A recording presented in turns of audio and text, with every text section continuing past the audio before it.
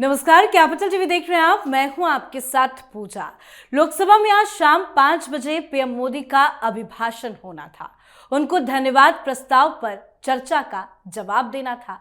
इसके लिए पीएम मोदी लोकसभा में पहुंच भी चुके थे, लेकिन उनका अभिभाषण शुरू होने से पहले ही सदन की कार्रवाई कल सुबह 11 बजे तक के लिए स्थगित कर दी गई।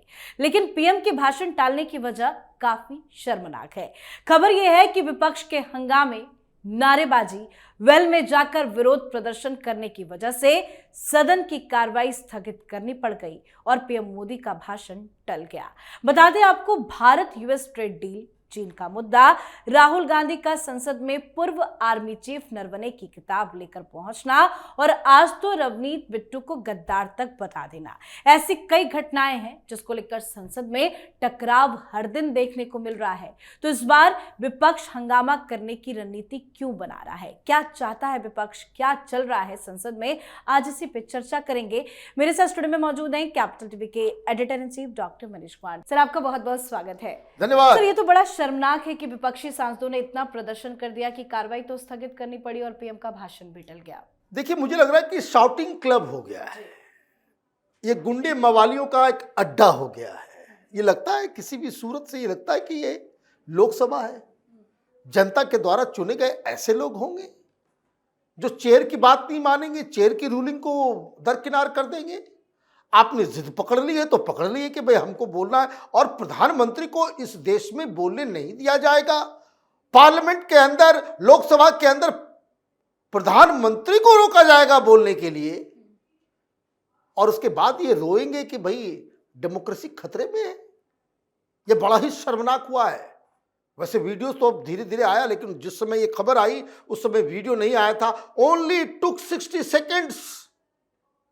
ये सारे कांग्रेसी उद्दंडी ये गुंडागर्दी करने के लिए वेल के अंदर घुस गए और बैनर, पोस्टर सब कुछ लेकर के वो सीधे प्रधानमंत्री जहां बैठते हैं वहां पे जाकर खड़े, बड़ा सा क्या, पीएम इज कॉम्प्रोमाइज्ड, मोदी का फोटो लगाए हुए हैं, नरवणे साहब की तस्वीर लगाए हुए हैं। वो जो बाहर पोस्टर था उसको वो अंदर लेकर के चले गए। हर जगह आप पार्लियामेंट को चलने दोगे या नहीं चलने दोगे? पार्लियामेंट आप वो ये सब करने के लिए जगह है? मकर द्वार को आपने ऐसा ही बना दिया। तो आप ये देखिए कि बहुत बड़ी आज जो है घटना घटी है। इतिहास में शायद पहली बार ऐसा हुआ होगा कि राष्ट्रपति के अभिभाषण पे प्रधानमंत्री का पूरा जवाब और प्रधानमंत्री मोदी को बोलने नहीं दिया गया। आप कहोगे वो कोई इंदिरा गांधी होती ना और विपक्ष ऐसा किया होता, सब जेल के अंदर होते। आप कहते हो कि यहां पे जो है प्रधानमंत्री मोदी बड़े ही नरम दिल व्यक्ति हैं, इसलिए तुम्हारी उद्दंडता को इस तरीके से माफ कर देते हैं। अदरवाइज आप देखिए, 4 आदमी उठता था, नारेबाजी करता था दिल्ली असेंबली में। ये अपने आप को डेमोक्रेट कहने वाला केजरीवाल, वो सारे लोगों को मार्शल से जो ना कंधे पे बिठा करके फेंक दिया करता था बाहर। ये तो आप देखिए, आप इस तरीके से कर रहे हैं। वो सारे लोग एक से बढ़कर एक, सब जो है वहां पे उद्दंडता करने में लगे हुए। तो जो आज हुआ है, ये देश की जनता के लिए एक वार्निंग है कि इस तरह के उद्दंड लोगों को आप चुन के भेजते हो, ये पूरे देश का सर्वनाश करने वाले हैं। ये सब टुकड़े टुकड़े गैंग और पता नहीं किसके किसके एजेंट बनकर के हिंदुस्तान की डेमोक्रेसी को तबाह और बर्बाद करने में जुटे हुए। बिल्कुल, बहुत सारे मुद्दे हैं जिसको इस बार विपक्षी सांसदों की तरफ से उठाया जा रहा है और राहुल गांधी तो इस वक्त ज्यादा एग्रेसिव लग रहे हैं। अगर सबसे अहम मुद्दे को देखें कि राहुल गांधी ने नरवणे की किताब लेकर, वो अनपब्लिश्ड बुक लेकर आए और आज उन्होंने कहा कि वो पीएम मोदी को सीधा, जब पीएम मोदी पार्लियामेंट में आएंगे वो उनको सीधा हैंडओवर करेंगे। इसको लेकर भी बवाल हुआ कि भाई कैसे आप पीएम मोदी के पास पहुंच जाएंगे। क्या यही रणनीति थी राहुल गांधी की कि अगर पीएम आते तो वो इस तरह की हरकत करते? अरे भाई, आने तो देते, बोलने तो देते, फिर आप कुछ करते। आप तो सिचुएशन आने ही नहीं दिया, वहां तो आप घुसे और सारे लोग वेल के अंदर चले गए। ये होता कि भाई आप बैठे, प्रधानमंत्री का भाषण शुरू होता, फिर बीच में आप खड़े होते, तब तो ये बात समझ में आती। नहीं, लेकिन राहुल गांधी कह रहे हैं कि पीएम मोदी के अंदर अब हिम्मत नहीं है, वो डर गए, वो क्या बोलते इसलिए चलेगा। देखिए, ऐसा है कि भाई आप गुंडागर्दी करोगे, उद्दंडता करोगे, कपड़े फाड़ना शुरू करोगे, कागज फेंकना शुरू करोगे, वहां पे गंदी गंदी गालियां देना शुरू कर दोगे। भाई अभी यार कहा है ना भाई चेयर को, अभी वहां पे गंदी गंदी गालियां चलेगी। और इसके लिए मैं तो साफ साफ कह रहा हूं, सरकार भी जिम्मेदार है कि आप लोग रोक नहीं रहे हो। हर दिन नई लक्ष्मण रेखा को क्रॉस कर रहा है विपक्ष, और हर बार आप जो है मुंह ताक करके वापस चले जाते हो। ये नहीं हो पाएगा, चेयर को थोड़ा मजबूत होना पड़ेगा। भाई 10 लोग बाहर कीजिए, 10 लोगों को। क्यों नहीं होता सर? कुछ सांसदों को सस्पेंड कर देते, आज जो बवाल कर रहे थे उनको भी तो भाई वो वहां मकर द्वार पे बैठे क्यों? उनको पार्लियामेंट के अंदर घुसने नहीं दिया जाए। आपको सख्ती बरतनी पड़ेगी, अदरवाइज कल सरकार ये नहीं कह सकती कि विपक्ष चलने नहीं दे रहा। भाई वो गुंडे हो गए, तो आपके पास तो इंस्टीट्यूशन है, आपके पास तो अधिकार है, आपके पास तो ये अख्तियार है। भाई हम घुस सकते हैं क्या पार्लियामेंट? नहीं, परमिशन की जरूरत पड़ती है। आपने सस्पेंड कर दिया, बाहर कीजिए उन लोगों को कि भाई ये लोग नहीं आ सकते। तो आप दोनों ही काम करेंगे तो फिर वो चलेगा नहीं। अब रही बात ये किताब की, तो आप तो पहले प्रोनाउंसिएशन ठीक कीजिए, आपको बोलना नहीं आता है। नहीं, वो राहुल गांधी करते हैं नारवने नारवने, मैं तो नरवने कह रही अजीब हूं। कहानी है भाई, अजीब है। नारवानी है, ये नारवानी साहब की किताब है। भाई मुंह से जबान भी नहीं कि जनरल नरवणे नाम है उनका। ये आदमी ढंग से नाम नहीं ले पा रहा है और किताब दिखा रहा है। अब ये मिस्ट्री है भाई, किताब छपी तो छपी कैसे? जब एमओडी ने इसे अभी सैंक्शन नहीं दिया है अपना, तो फिर आप किस तरीके से आप किताब लेकर के आ गए? अच्छा एक बात समझ लीजिए, ये भारतीय जनता पार्टी में भी कुछ लोग जो है ना उल्टी पुल्टी रणनीति बना रहे। भाई किताब ही पढ़ रहा है ना, इस पढ़ने दो। नहीं, लेकिन सर आज देखा ना हमने, निशिकांत दुबे भी किताब लेकर आए थे नेहरू और गांधी से जुड़ी हुई, उसको लेकर बवाल हो गया, ये करे तो ठीक, वो करे तो गड़बड़ कैसे? भाई वो तो ऐसा, वो किताब लेके थोड़ी आए थे। निशिकांत दुबे जो हैं वो बॉम्ब लेकर के आए हुए हैं, मथानी साहब की किताब के बारे में बता रहे हैं। मैंने आप ये समझ लीजिए कि उसको अगर जन जन तक पहुंचा दिया जाए, गांधी परिवार पे लोग थूकेंगे। आप ये समझिए, ये नेहरू और उसकी इनके प्राइवेट लाइफ और इन सब चीजों के ऊपर लिखी हुई किताबें हैं। वो किताबें बाहर आ गई, लोग थूकेंगे।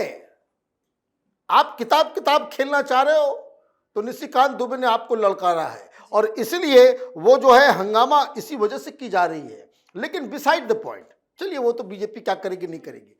मेरा एक बात मान जी, वो ये कि वो नरवणे साहब को कोर्ट करना चाह रहे, कोर्ट करने दीजिए, इसमें भी इनकी भद पिट जाएगी। प्रधानमंत्री ने क्या कहा? प्रधानमंत्री ने ये कहा कि भाई टैंक आ रहा है, जो भी आपको उचित लगे वो एक्शन लीजिए। अब नरवणे साहब कह रहे हैं कि हमारे हाथ पांव फूल गए, I was given hot potato, है ना। और राहुल गांधी बता रहे हैं, बता नहीं किताब में क्या लिखा, लेकिन राहुल गांधी के बकौल वो पार्लियामेंट में ये कह रहे थे, पार्लियामेंट के बाहर मीडिया के साथ, कि वो बिल्कुल अकेले पड़ गए। इतना बड़ा डिसीजन प्रधानमंत्री मोदी ने नहीं लिया। भाई इसका तो बहुत ही सिंपल सा जवाब है। जब पाकिस्तानी डेड बॉडीज भेजा करते थे ना हिंदुस्तान की सेना की, और जब तब गोलियां चला देते थे बॉर्डर के ऊपर, तो दिल्ली से फैसला होता था। प्रधानमंत्री मोदी ने इसको चेंज कर दिया। अब यह कहा गया कि जो आदमी वहां स्पॉट पे है वही उस समय फौरन आप डिसीजन लीजिए। तो हमारे तो आर्मी के बहुत सारे दोस्त हैं, सबका यही कहना है कि अब तो मजा आता है। उधर से एक गोली चलती है 200 मार देते हैं हम लोग, उधर से 10 गोली चलती है 600 मारते हैं हम लोग। और गलती से उधर से कुछ फायर वायर हो गया तो मालूम चलता है कि 3-4 दिन के लिए उधर के बैरक में कोई आता नहीं है, सब भाग जाते हैं, क्योंकि अब बहुत पिटाई पड़ने वाली है। क्यों? जो उचित लगे वो एक्शन लीजिए, ये प्रधानमंत्री तय करेंगे। अगर नरवणे साहब ये लिख रहे हैं कि वो टैंक आ रहा है और हम कुछ नहीं कर पाए, आदेश का इंतजार कर रहे थे, और जब आदेश आ गया कि जो आपको उचित लगे आप वो कदम लीजिए, तो और क्या आप कमांड चाह रहे थे? तो प्रधानमंत्री ये कहेंगे कि देखो एक काम करो, ये टैंक तुम भी अपना 2 आगे लेके आओ, इस स्टॉप पे लेके जाओ, इस हिल के ऊपर लेके जाओ, 5 आदमी एलएमजी निकालो, 5 आदमी, ये आएगा। इसलिए नरवणे साहब छिपे हुए हैं। He should come out like a soldier और वो बताएं कि वो क्या लिख रहे हैं। इनडिसीजन नहीं है, you were given a free hand और आपको फ्री हैंड दिया जा रहा है, तो आप कभी उस तरह के सरकार के साथ शायद आपने डील नहीं किया कि जो आपको फ्री हैंड देता हो, है ना। तो ये जो मसला था ये पॉलिटिकली भी टैकल किया जा सकता था और गोबर जो है वो सीधा सीधा राहुल गांधी के मुंह पर ही गिरने वाला था। ये खामखा लोगों ने जो है उसमें कि भाई नहीं पढ़ने देंगे, पढ़ने दो भाई। भाई लंगड़ा घोड़ा वो कितना तेज भागेगा। भाई राहुल गांधी की स्थिति वही है, वो क्या कर लेंगे। वो पढ़ लिया होता, भूल गया होता, कोई पता नहीं कौन क्या नहीं, लेकिन आपने इसे मुद्दा बनाया। अगर कोई स्ट्रेटजी है तो मुबारक हो, लेकिन अगर कोई स्ट्रेटजी नहीं है, राहुल गांधी को सिर्फ बोलने नहीं दिया जा रहा है, तो I think it's a bad strategy. लेकिन क्या आपको ये लग रहा है कि भारत और यूएस डील को लेकर राहुल गांधी ने कोई स्ट्रेटजी बनाई है? क्योंकि हर जगह पीएम मोदी की तारीफ हो रही है कि ट्रंप ने कैसे अपने फैसले बदल दिए, लेकिन राहुल गांधी कह रहे हैं कि पीएम मोदी इज कॉम्प्रोमाइज्ड। आज विरोध प्रदर्शन भी। देखिए, दुनिया में अगर कोई आदमी कॉम्प्रोमाइज्ड है तो वो गांधी परिवार है। वही सब किताब निकाल करके आज निशिकांत दुबे दिखा रहे थे। उस किताबों में एक किताब का नाम है मित्रोकिन फाइल्स। ये मित्रोकिन फाइल्स के बारे में जिसको नहीं मालूम है वो आपको मैं छोटा सा मैं डिटेल दे देता हूं कि उस समय यूएसएसआर हुआ करता था तो केजीबी उसकी, जैसे अभी सीआईए और इजरायली मोसाद है, वैसे केजीबी इन सब के ऊपर थी। अब वहां की जो आर्काइव, जो जहां सीक्रेट डॉक्यूमेंट्स रखा जाता था, तो वहां मित्रोकिन नाम का व्यक्ति था जो लाइब्रेरियन समझ लीजिए, और वो रोज एक काम करता था कि जो भी नई जानकारी नया पेपर आता था तो वो उसका फोटोकॉपी करता था, जूते के बीच में डाल करके घर में ले जाता था। और वो जमा होते होते होते होते होते जब सोवियत संघ टूटा, जब वहां पे गोर्बाचोव आए तो बहुत सारी चीजें जो है वो सामने आना शुरू हुआ, तो उसकी बेटी या पोती को वो पूरी की पूरी फाइल जो है वो वेस्ट आ गया, रूस से निकल करके बाहर आ गया।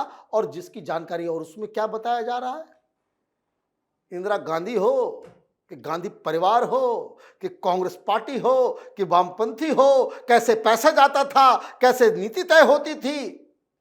तो ये तो कॉम्प्रोमाइज तो ऐसे ही है। एक सवाल कोई नहीं उठ रहा है, बस आपकी जानकारी के लिए गूगल कीजिएगा। 2004 में सोनिया गांधी की सरकार बनी, मनमोहन सिंह तो मुखौटा थे।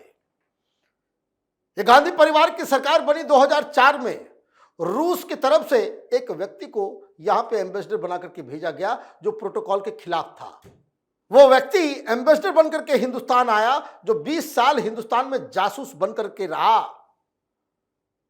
जिसको वहां अवार्ड वगैरह भी दिया गया।